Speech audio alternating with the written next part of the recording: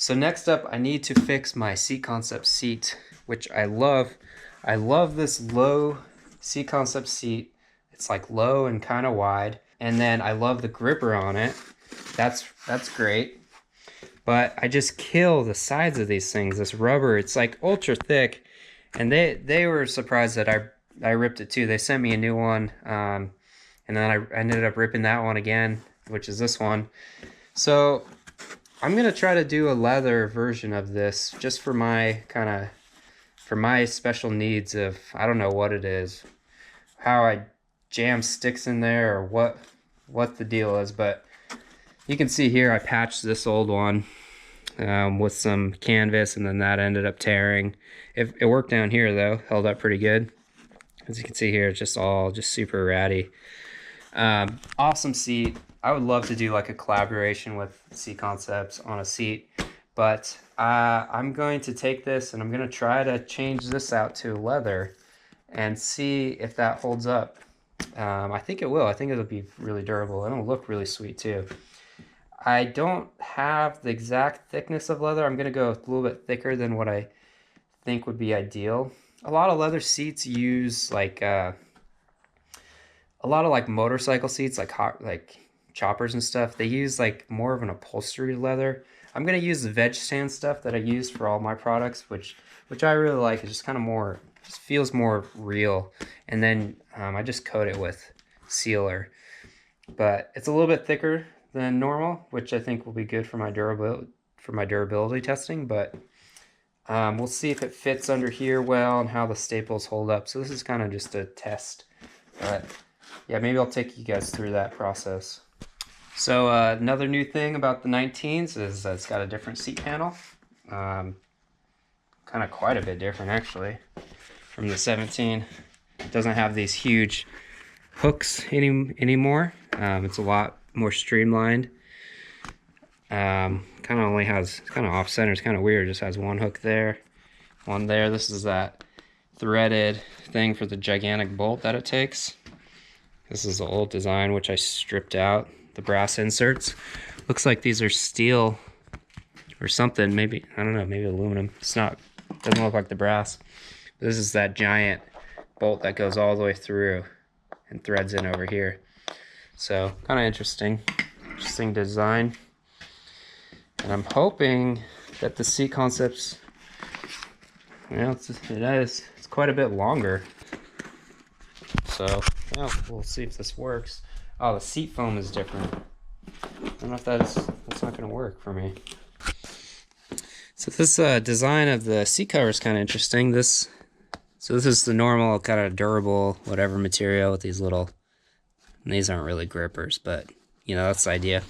But then sewn on the inside is a elastic banding, and that's what it's stapled into. So I'm not sure, maybe that's to kind of give it some flex as it stretches. Maybe like it allows it to stretch more. Kind of interesting idea. So when I'm pulling these staples, I use this 90-degree kind of dental pick thing that I got on Amazon as a set. The 91 works good because you can kind of like wedge it and put it in. There's got to be a better tool than this. Let me know in the comments if there is, because this it needs to be wider. Because right now I can only pull out, I can pull it in and pop it out really easily, but it only pulls out one side. So you get it in, wedge it out, but so I have to go back with like pliers and then completely pull out all the staples, because it doesn't pull it up evenly. It just kind of pulls out one side. So if I had a tool like this that was wider but still really sharp, that would work. So now I'm just going to go back with these little pliers and pull out all the staples. Just going to put them all in my little Trailbound leather parts tray that I made. It's got magnets on it. So that'll keep track of all the... Just try not to make a mess. Try to stay as organized as I can, and these little trays and types of things really help. Alright, let's see what's under the hood of this thing. I don't know how this is a full year old.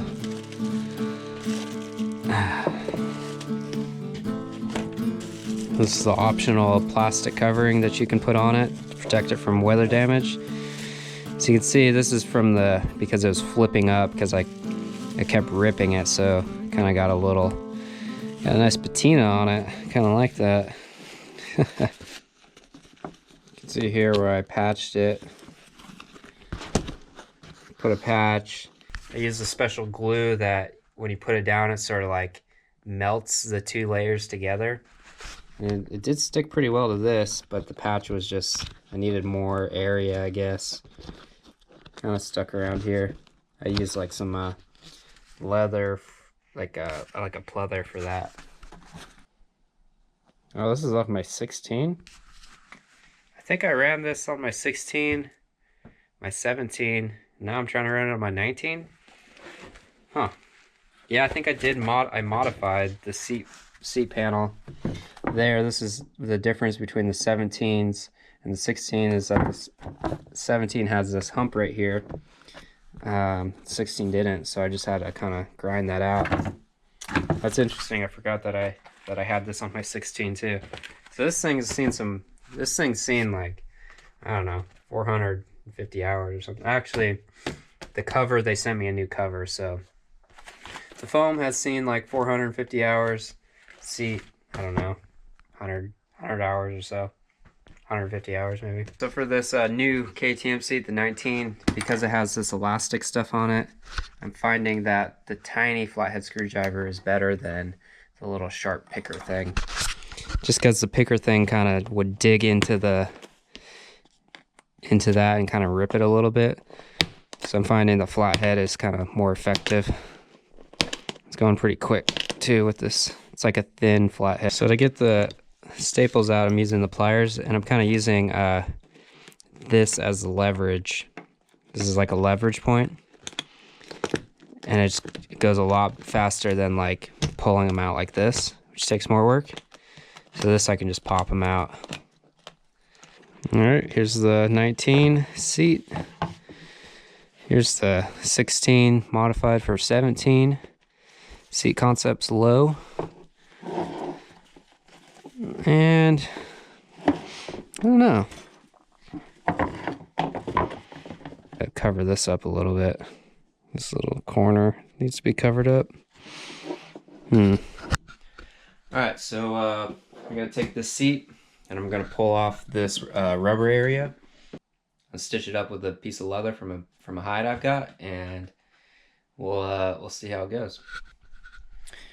So the first tool you're gonna need is this little thread seam ripper, and this one I changed out the handle with a piece of walnut from my dad's farm, and yep, it's been with me for a while. I've fixed a lot of gear with this. So basically, all you do, you just we're just gonna pull all of the. You just break the thread every, I don't know, every inch. And that allows you to pull it off. So you can see here they double stitch this. So you got to do it twice. This is nice thick thread, and then they use thinner stuff down here. But the seat concepts are good seats. You can just kind of rip this all off, since you pulled all the threads every, quite a bit.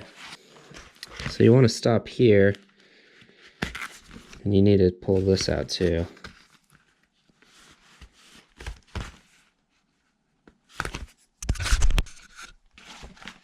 Alright, so now we've got this piece. We'll just grab a hide.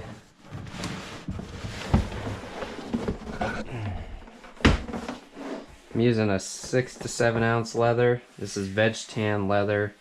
So this is what I use for all of the Trailbound stuff. It's veg tan. It's kind of the most natural. There's no oiling, no chemical stuff that goes into the leather from the factory. It's just a very natural, gives you natural color, and then you dye that to whatever color you want. But the cool stuff about this is when you get it wet, you can wet form it around different objects, like for sheaths or knives or that sort of thing. That's why I have a lot of this. Ideally, I'd go lighter. I think 2-3, maybe Actually, I think we're gonna use a 4.5, but I think a 2.3, it's thinner. I think it would work. It might puncture, I'm not sure, but if I had 2.3, I would try that because I think that'll form around the seat better, give it a little bit more stretch. But this is what I got.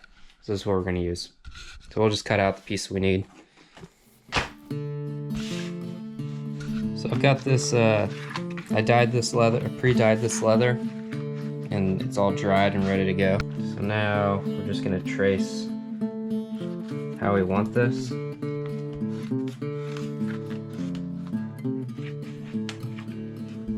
And then I'm just gonna leave a lot. I'm gonna leave a lot of extra here, just to have something to work with.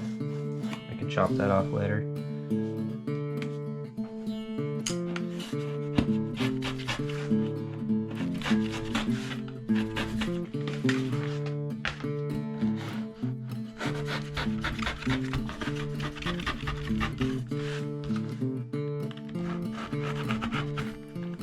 Alright, so here's the tricky part. You gotta figure out where to do the first stitch before doing the top stitch. And I think it's this one. So you gotta know where this lines up. So that angle is right there.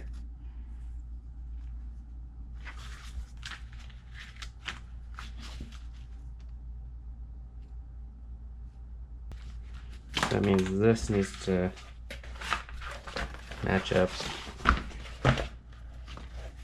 with this. What I found is to pre-glue it with this rubber cement. I used to not do that and watched a lot of videos of guys doing this and never realized why. It's not like the glue is really holding it down, but it just makes it easy to sew. It just holds it in place because you can't put pins through leather. It puts holes. It'll put holes in it. It's not like fabric where it kind of disappears. So with this, you just lay down glue on both sides. It's like the stuff you used in school a long time ago. And it's super weird that you let it dry out and then you stick it together. But that's what you do. Alright, so I'm going to stitch this down first in that corner. And then I'm gonna go back and top stitch it.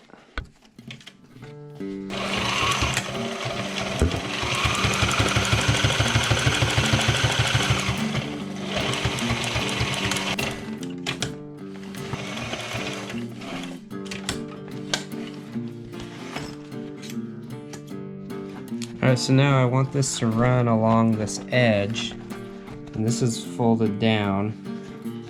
So you want to do this top stitch in first, like that, or the bottom stitch. So we're gonna glue here, and then we're gonna glue here.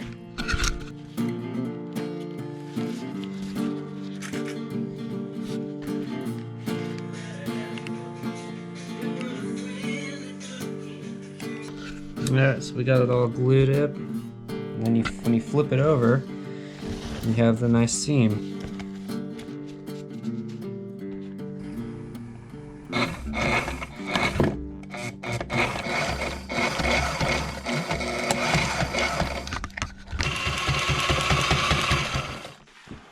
Alright, so that's all stitched up.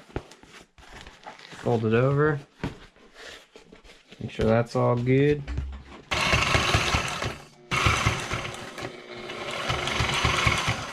Alright, we got both sides stitched on there.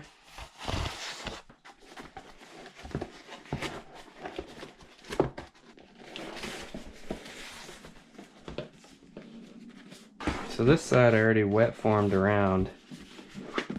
This side, as you can see, I'm gonna need to stretch it. This is where the thinner leather would have been better, and the upholstery leather, like that's kind of why they probably do it, because it's easier to form, because this is a lot stiffer. I'm gonna soak this in water, and then that'll make it more pliable, and we'll be able to get it around better. So this leather isn't treated yet, so I can still soak it and form it.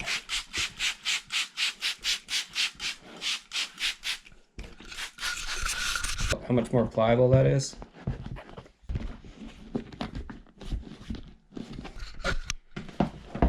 This is kind of the hard part of this,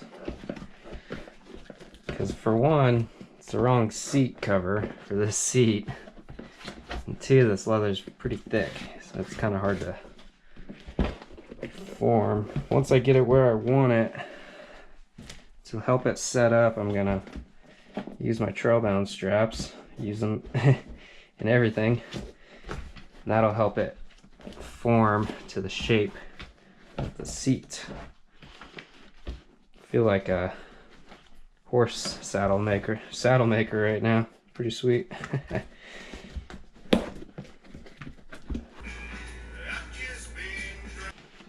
This is pretty tricky.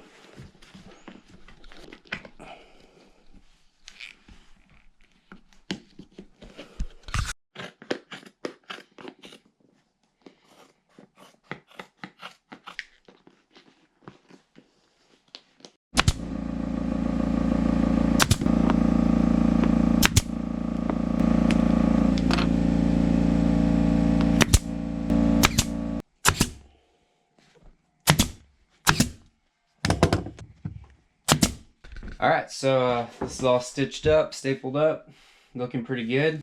Now the last thing I gotta do is make sure it's kind of weatherproof. You know, we're gonna be power washing it, put it in the rain, put it through the mud, so you want this leather to hold up well. So what I like to use is the Snow Seal. I've tried a bunch of different oils, a bunch of different stuff, and I think that this is working the best for me. And how it works is you heat up the leather with a heat gun, and then spread it on, heat it up, just keep doing that until it stops soaking it up, and then you're good.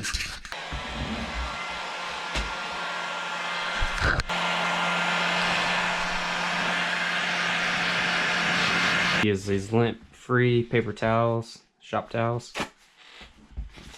You could probably use your fingers, but whatever.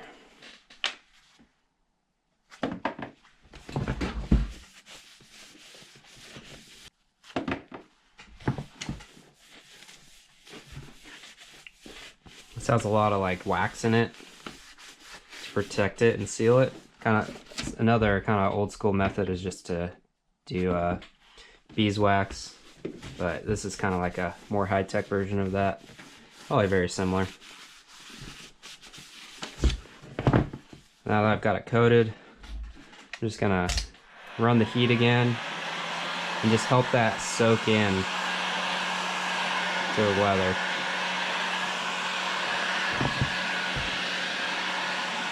And you can see it like kind of evaporate. I think it's just getting soaked up into the leather.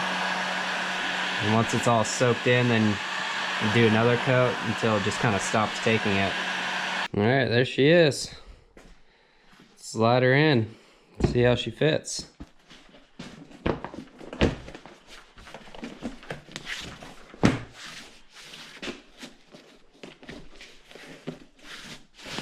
Nice. Looks sick.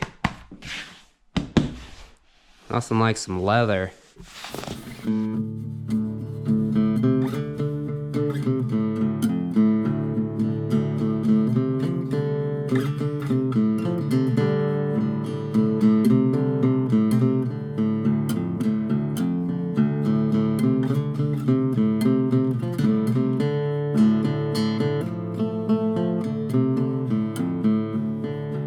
I've been wanting to do this for a long time, get this leather going on the seat, because I've always had the issues of tearing it, so I'm really looking forward to trying this out. And it's just seeing if it holds up, seeing how well it does. Thanks for checking out the video, guys. Let's stay tuned, we'll put it through the rigger.